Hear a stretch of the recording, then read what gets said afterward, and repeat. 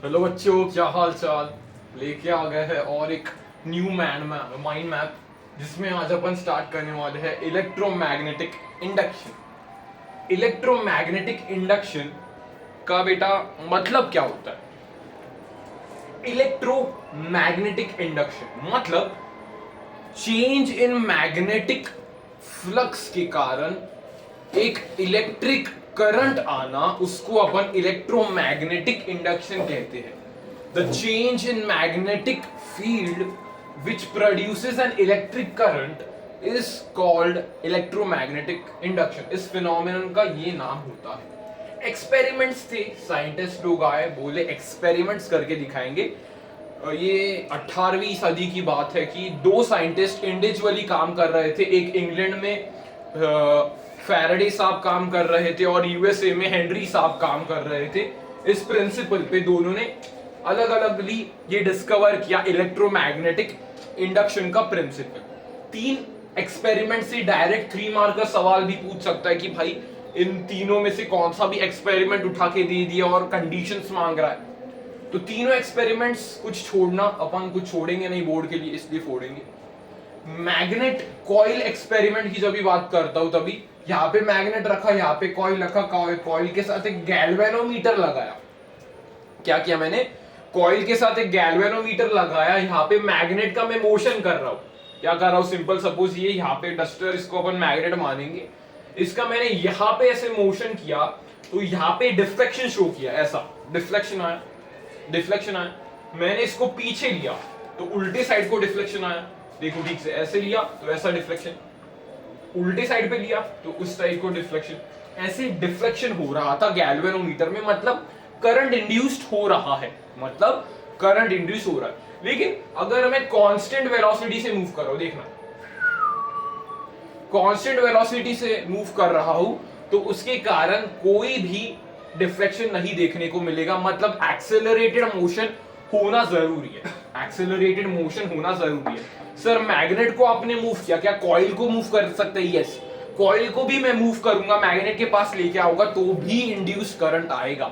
मतलब due to the relative movement of magnet and coil there is an EMF induced. इसमें एक EMF induce होगा, उसके कारण करंट फ्लो होगा और उसके कारण गैल्वेनोमीटर का डिफ्लेक्शन शो होगा। Galvanometer is an instrument which detects the flow of current, not measures it. Yes, coil experiment ये दूसरा सेटअप था एक्सपेरिमेंट का। इसमें अपन ने क्या किया बेटा, 2 कॉइल्स लिए, एक कॉइल को बैटरी के साथ कनेक्ट किया तो वो बैटरी के साथ जब भी कनेक्टेड है तभी यहाँ पे कुछ मूविंग चार्जेस है, यहाँ पे मूविंग चार्जेस है, moving charges produce magnetic field. तो मैग्नेटिक फील्ड ये लिंक करता जा रहा है, लिंक करता जा रहा है कॉइल 1 में। तो जैसे ही मैं कॉइल 2 ऐसे मूव करूंगा इस तरफ तो ये डिफ्लेक्शन शो करेगा, मतलब करंट पैदा ले रहा है। अगर मैं इसको ऑपोजिट डायरेक्शन में मूव करता हूं कॉइल 2 को तो डिफ्लेक्शन भी ऑपोजिट डायरेक्शन में आएगा। Yes sir. तो यहां पे भी अगर मैं उल्टा सिनेरियो लेता हूं, अगर कॉइल 1 में मूव करता हूं विद रिस्पेक्ट टू कॉइल 2 तो भी सेम प्रिंसिपल देखने को मिलेगा। मतलब due to the movement, relative movement of coil 1 and coil 2 it causes EMF to generate which generates and current, वो करंट डिफ्लेक्शन शो कर रहा है गैल्वेनोमीटर में। फिर उसके बाद आता है थर्ड, जिसमें बच्चे कंफ्यूज होने वाले। ये 2 तो अपन 10th में भी कर चुके हैं। थर्ड वाला थोड़ा सा अलग है, जो फैराडे साहब ने अपने को एक्सप्लेन किया। क्या किया यहाँ पे बेटा, डायग्राम ठीक से देखना, यहाँ का डायग्राम नीचे थोड़ा आई नो थोड़ा कंजस्टेड वे में बना है डायग्राम को, लेकिन विजुअलाइज करो। यहाँ पे कॉइल 1 है, उसको मैंने गैल्वेनोमीटर के साथ कनेक्ट किया है। दूसरा कॉइल 1 को, कॉइल 2 को मैंने टैपिंग की, मतलब ऐसे स्विच ऑन कर दिया तो चालू होगा, स्विच ऑफ कर दिया तो बंद हो जाएगा। मतलब उस केस में अपन एक टैपिंग की का यहाँ पे यूज किया है। तो उन्होंने क्या बताया कि जब भी मैं चालू करता हूँ, जस्ट चालू करता हूँ, तभी गैल्वेनोमीटर में एक मोमेंटरी डिफ्लेक्शन आता है। मोमेंटरी डिफ्लेक्शन मतलब बढ़ता है जीरो, ऐसे जीरो पोजिशन पे फिर से आएगा, मोमेंटरी डिफ्लेक्शन ये शो करेगा। तो सर अगर टैपिंग मैंने क्लोज की तो एक मोमेंटरी डिफ्लेक्शन आ जाएगा, फिर से स्टेडी हो जाएगा। तो अभी करंट फ्लो कर रहा है तो स्टेडी रहेगा, क्योंकि फ्लक्स चेंज कांस्टेंट है ना बॉस, फ्लक्स चेंज कांस्टेंट है। मैंने चालू किया उसके कारण लिंक फ्लक्स हुआ, लेकिन अभी चालू करने के बाद, टाइम होने के बाद फ्लक्स लिंक तो कांस्टेंट होगा। लेकिन जैसे ही मैं इसको मैंने बंद किया था तो चेंज हुआ, लेकिन जैसे ही इसको मैं उठाता हूं, मतलब टैपिंग की को ओपन करता हूं, तो क्या होता है, जल्दी से ऑपोजिट डायरेक्शन में मोमेंटरी डिफ्लेक्शन, ऐसे मोमेंटरी डिफ्लेक्शन देखने को मिलता है। मतलब की के बंद चालू करने के कारण एक अचानक गैल्वेनोमीटर में करंट फ्लो करता है एक शॉर्ट पीरियड के लिए। इस केस से अपने को पता चलता है भाई रिलेटिव मूवमेंट की हमेशा जरूरत सर नहीं है। एमसीक्यू में क्वेश्चन पूछा, is relative movement always required for this, मतलब ईएमएफ के कथा के लिए, तो अपन बोलेंगे भाई third experiment of Faraday tapping की वाले ने अपने सिद्ध कर दिया कि रिलेटिव मूवमेंट के बिना भी इंड्यूस्ड ईएमएफ आ सकता है, करंट फ्लो कर सकता है। ये कॉन्सेप्ट क्लियर हो गया तो लाइक कर देना सर। ये पार्ट हमारा एकदम 100% क्लियर है। एक्सपेरिमेंट पॉइंट ऑफ व्यू से अपन इनोवेशन कर रहे हैं। फैराडे साहब को एक अवार्ड दिया गया कि 1900 सेंचुरी के most famous experimental scientist, the father of experimental physics. इनमें इनोवेशन की आइडिया बहुत थी, इसलिए इन्होंने इतने बारीकी से चीजों को सोचा है, और वही मैं तुम्हें अपने नॉलेज से पढ़ाने की कोशिश कर रहा हूं। Faraday's laws of electromagnetism, Faraday's का सब में केमिस्ट्री में भी उठा दोगे तो फैराडेज की लॉ ऑफ इलेक्ट्रोलिसिस भी है। काम तो बंदे ने बहुत सारा किया है, लेकिन ये आज अपने को इलेक्ट्रोमैग्नेटिज्म की सैर करवाने वाले हैं। इलेक्ट्रोमैग्नेटिज्म में इन्होंने क्या बोला, change in flux is proportional to EMF induce. Sir flux का मतलब क्या है आपने नहीं बताया। फ्लक्स का सिंपल मतलब है बी डॉट ए, मतलब magnetic field into area is called the flux. यानी कि सिंपल जितने मैग्नेटिक फील्ड लाइंस एक एरिया को छेद के जा रहे हैं उतना उसका फ्लक्स होगा, same as that of electric flux में जो अपन पढ़ते हैं। तो बोला change in flux is proportional to magnet induced EMF, तो इन्होंने ये दिया। उन्होंने अक्सर हमें एक फॉर्मूला भी मालूम है कि EMF is equals to minus D phi B by D T. तो माइनस की साइन क्या सर फैराडे ने ही दी थी, तो फैराडे को बोलते हैं सर माइनस साइन आपने नहीं दी, ये प्रोपोर्शनैलिटी आपने दी। माइनस साइन के लिए एक नए साइंटिस्ट आए, lens scientist, Lenz law of conservation of electricity पे, सॉरी कंजर्वेशन ऑफ एनर्जी पे सवाल बन चुका है 2023 के पेपर में। पूछा था कि explain why Lenz's law is based on conservation of energy, वो भी बताऊंगा एक बार। Lenz's law states that the direction of induced EMF is such that it opposes the cause which produces it, मतलब जो उसका cause है उसको ही oppose कर रहा है। मतलब son opposes father, simple example ले लो, बेटा कुछ और करना चाह रहा है, पापा उसको कुछ और बोल रहे हैं, तो पापा ने उसको पैदा किया और उसी चीज को वो अपोज कर रहा है, समझ रहे? पापा ने उसको जन्म दिया, उसने ही उस चीज को अपोज किया। वैसे ही लेंस लॉ क्या बोलता है, डायरेक्शन ऑफ इंड्यूस्ड ईएमएफ ऐसी होती है कि वो कॉज को अफेक्ट करती है, कॉज को अपोज करने की कोशिश करती है। यस सर, ये हमें समझ में आया है। ओके, यहाँ पे कुछ इंपॉर्टेंट फॉर्मूला, उससे पहले मैं बताता हूँ conservation of energy Lenz law को क्यों बोलते हैं। लेंस लॉ क्या बोले सर, अगर तुम लेंस लॉ को हटा दो, लेंस लॉ की कुछ बात ही नहीं है, तो जैसे ही अपन कॉइल की बात करते हैं, अगर लेंस लॉ अपन ने डायरेक्शन नहीं करा किया, अपोज नहीं करेगा, तो कभी अपोज ही नहीं करेगा, मतलब 100% होता जाएगा। 100% एनर्जी कुछ लॉस ही नहीं होगी, एनर्जी कुछ लॉस ही नहीं होगी। एनर्जी क्यों लॉस नहीं होगी, क्योंकि भाई ऑपोजिट डायरेक्शन में अगर करंट आता है तो according to heating law of Joule's एक हीट के फॉर्म में एनर्जी लॉस्ट होनी चाहिए।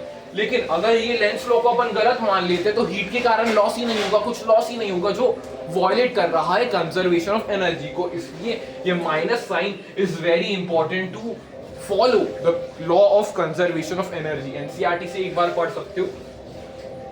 इंपॉर्टेंट फॉर्मूलास की यहाँ पे मैं बात करता हूँ, तो बेटा E is equals to minus d phi by dt, I is equals to minus d phi by dt बटा R, because E is equals to IR as we know from most famous Ohm's law। फिर यहाँ से सवाल पूछेगा, जो green में बोला है वहां से सवाल आने की संभावना बहुत उत्तम है। बेटा charge is equals to change in flux by resistance, charge is equals to change in flux by resistance, मतलब it is independent of time। बाकी दो चीजें टाइम पे डिपेंड करेंगी, लेकिन चार्ज क्या टाइम पे डिपेंड करता है? नहीं सर, डायरेक्ट चार्ज का स्टेटमेंट पूछ लिया, ये फॉर्मूला याद होना चाहिए। उसके बाद अपन आते हैं सर मोशनल ईएमएफ के बारे में। बाकी ईएमएफ नॉर्मल ये वाला पढ़ लिया, मोशनल ईएमएफ सर क्या चीज है ये बताइए हमें।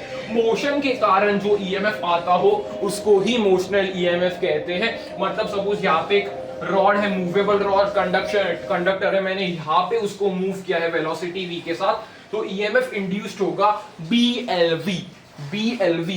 I क्या होगा, I is divided by E, मतलब BLV बाय R। फोर्स क्या होगा, एक्सटर्नल क्या फोर्स लगाएगा, मतलब ये इसको कर रहा है, ये इसकी पलट के फोर्स लगाएगा, ये मैंने इसको इधर मूव किया, वो पलट के इधर फोर्स लगाएगा।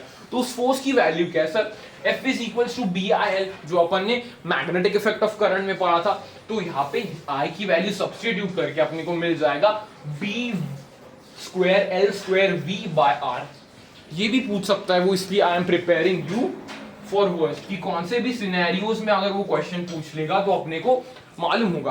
पावर पूछ लिया तो फोर्स इनटू वेलोसिटी पावर होता है, जो अपन ने 10th स्टैंडर्ड में पढ़ा था। यस सर, ये हो गया अपना मोशनल ईएमएफ ME के बारे में। ऊपर आता है रोटेशनल ईएमएफ RE, लिख देता हूं। रोटेशनल ईएमएफ से 2 बार CBSE ने क्वेश्चन एज इट इज पूछ लिए थे, 2 बार। क्या पूछा उन्होंने, एक तो डेरिवेशन आपको खुद से देखना है, डेरिवेशन आपको देखना है, और इसका डायरेक्ट सवाल ऐसे पूछ रहा था कि सपोज एक रॉड को यहाँ पे फिक्स कर दिया है और ऐसे घुमाया है, ऐसे घुमाया, यहाँ पे फिक्स किया और उसके अबाउट ही मैं रॉड को ऐसे घुमा रहा हूँ। सपोज मेरे हाथ में फिक्स किया तो ऐसे रॉड को मैं घुमा रहा हूँ, तो EMF induce will be B omega R square by 2, B omega R square by 2।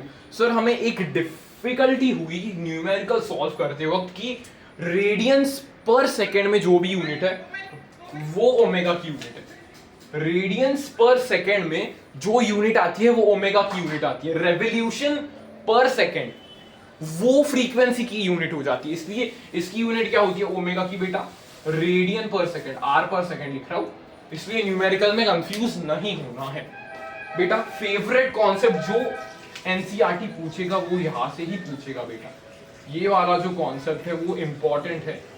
Sir इस कॉन्सेप्ट की क्या बात है, ये कॉइल देखो हंस रहा है, कॉइल पहले हंस रहा है, यहाँ पे अपन ने मैग्नेट लेके आया, ये मैग्नेट लेके आया, नॉर्थ साउथ वाला मैग्नेट ऐसे पास लाया, तो बोलता है भाई कॉइल सिंपल सी बात है, सिंपल सा कंसेप्ट है, वो अपोज करने को देख रहा है, सब कुछ अपोज करता है, मतलब पास मत आना रिपेल करूंगी, ये कॉइल बोलती है पास मत आना रिपेल करूंगी, मतलब यहाँ पे नॉर्थ पोल क्रिएट होगा, मतलब नॉर्थ ऐसे पास आ रहा है तो यहाँ पे ऊपर का नॉर्थ पोल सर क्रिएट होने वाला है। ये ऑब्जर्वर पे डिफाइन करता है कि नॉर्थ पोल यहां से क्रिएट होगा, अगर कोई मैग्नेट पे बैठ के देख रहा है तो नॉर्थ पोल क्रिएट होगा, पीछे से साउथ पोल क्रिएट होगा। यस सर, ये फ्रेम डिपेंडेंट फिनोमिना है। ओके सर, पास मत आना रिपेल करूंगी, नॉर्थ पोल बना दिया, ये मैग्नेट बेचारा भी डर के बाहर दूर जा रहा है, तो बोले दूर मत जाना, अट्रैक्ट करूंगी। कैसे अट्रैक्ट करूंगी भाई, ऑपोजिट पोलैरिटी बना के अट्रैक्ट करूंगी। ये ऑब्जर्वर देखेगा भाई यहाँ पे क्लॉकवाइज करंट बह रहा है क्योंकि साउथ क्लॉकवाइज होता है। मतलब ये एक फंडा बहुत इंपॉर्टेंट है कि कॉइल, सिंपल कॉइल का फंडा है कि वो अपोज करता है, पास मत आना भाई रिपेल करूंगी, ज्यादा दूर भी मत जाना भाई अट्रैक्ट करूंगी, पोलैरिटी ऐसे मैनेज कर लेना। ओके सर, 2 टॉपिक्स को मैंने छोटे वे में लिखा है, self inductance and mutual inductance. Explain करता हूं। सेल्फ इंडक्टेंस मतलब एक ही कॉइल में करंट वेरी करके अपन मैग्नेटिक फ्लक्स चेंज कर रहे हैं, उसके कारण एक इंड्यूस्ड ईएमएफ आ रहा है, जिस ईएमएफ को अपन प्यार से बुलाते हैं बैक ईएमएफ, जो यहाँ पे आता है उसको बुलाते हैं अपन back EMF. E is equals to minus L D I by D T. L की यूनिट क्या होती है बेटा, यूनिट ऐड कर सकते हो यहाँ पे, एल की यूनिट होती है हेनरी। ये वही हेनरी है जो उन्होंने फैराडे के साथ काम इंडिपेंडेंटली काम किया था, यूएस के हेनरी। एच है, इन दोनों की unit mutual inductance and I की एल की यूनिट दोनों एच मानी जाती है। सोलेनॉइड के केस में डेरिवेशन आपको करना है, सिंपल फॉर्मूला मैंने दे दिया है, L is equals to mu naught N square A L. मतलब L किस पे डिपेंड कर रहा है सर, ज्योमेट्री पे डिपेंड कर रहा है एंड द परमिएबिलिटी या मीडियम पे डिपेंड कर रहा है। सिंपल सी बात है।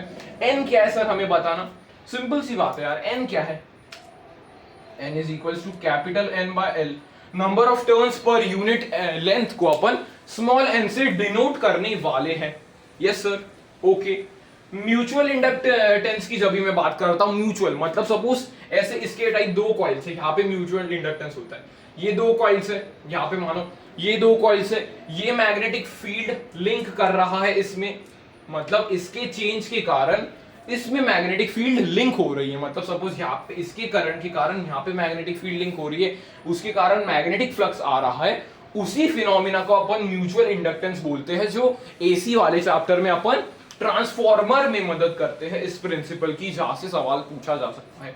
म्यूचुअल इंडक्टेंस का फॉर्मूला इससे रिलेटिव है, ये फॉलो करता है बेटा रेसिप्रोसिटी थ्योरम, मतलब mutual inductance of 1 due to 2 is equals to mutual inductance of 2 due to 1, reciprocity theorem follow करता है। ये solenoid M is equals to mu naught N1 N2 AS, AS क्या है सर, स्मॉलर से area लेनी है, ये एनसीईआरटी बताता है बेटा, स्मॉलर का कन्वेंशन यहाँ पे फॉलो करना है, एरिया स्मॉल वाले की लेनी है डिवाइडेड बाय L। ये फॉर्मूला होता है बेटा अपना म्यूचुअल इंडक्टेंस का, मतलब self inductance mutual inductance simply एक प्रॉपर्टी होती है जो करंट पे डिपेंड नहीं करती, लेकिन ज्योमेट्री पे डिपेंड करती है और कॉन्फ़िगरेशंस पे डिपेंड करती है। जस्ट लाइक कैपेसिटेंस एक प्रॉपर्टी होती है, वैसे ही इंडक्टेंस एक प्रॉपर्टी होती है। ओके सर, इंडक्टेंस को इलेक्ट्रिकल इनर्शिया भी बोला जाता है, इलेक्ट्रिकल इनर्शिया भी बोला जाता है। It is equivalent to mass, it is equivalent to mass in mechanics. Last topic क्या आता है बेटा, एसी जनरेटर, एकदम सिंपल फंडा है, डायरेक्ट एग्जांपल से अपन समझेंगे, डायरेक्ट लाइव एग्जांपल से अपन समझेंगे। ये सपोज दो मैग्नेट्स है, ये एक नॉर्थ पोल एक साउथ पोल, इसके बीच में मैंने एक क्या रखा सर, फ्रेम रखी है, ऐसे पकड़ते हैं, नहीं तो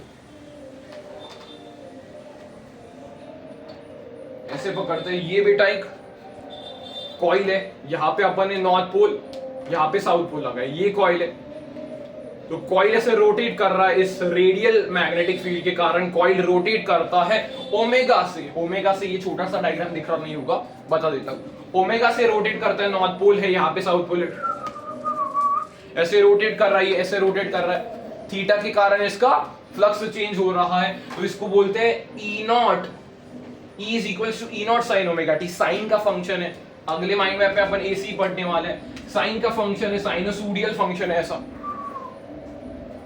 साइनोसोडियल फंक्शन है यहाँ पे।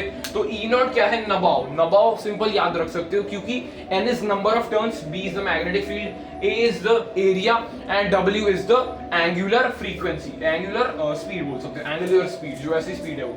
तो आई नॉट भी पूछ लिया था उसने सीबीएसई ने कि भाई ई नॉट रट के आ गए, आई नॉट क्या, आई नॉट क्या, सिंपल r से डिवाइड कर देंगे, n b a omega divided by r। तो एसी जनरेटर का सिंपल फंडा है, वो बोल रहे हैं कि आगे तुम एसी पढ़ने जा रहे हैं, इसलिए एसी की थोड़ी फी ले लो, एसी सर्किट दिया है हमने, ये ऐसे घूम रहा है, उसके कारण फ्लक्स चेंज हो रहा है, इसका डेरिवेशन भी इंपॉर्टेंट है, इसलिए इस वाले पार्ट का बच्चों डेरिवेशन बहुत इंपॉर्टेंट है, और इन दोनों पार्ट्स का भी जो डेरिवेशन इंपॉर्टेंट है वो बता दे रहा हूँ। BLV वाला भी डेरिवेशन छोटू सा है लेकिन इंपॉर्टेंट डेरिवेशन है। तो ये था बेटा master blaster short notes for electromagnetic induction.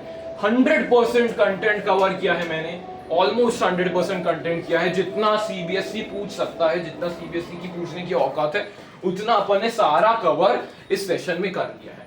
तो आपको सेशन अगर पसंद आ रहे हैं ऐसे टाइप के, तो बेटा जल्दी से जल्दी शेयर करना अपने दोस्तों के साथ जो भी बोर्ड एग्जाम दे रहा है। तब तक के लिए मिलते हैं अगले लेक्चर में, ओके बाय।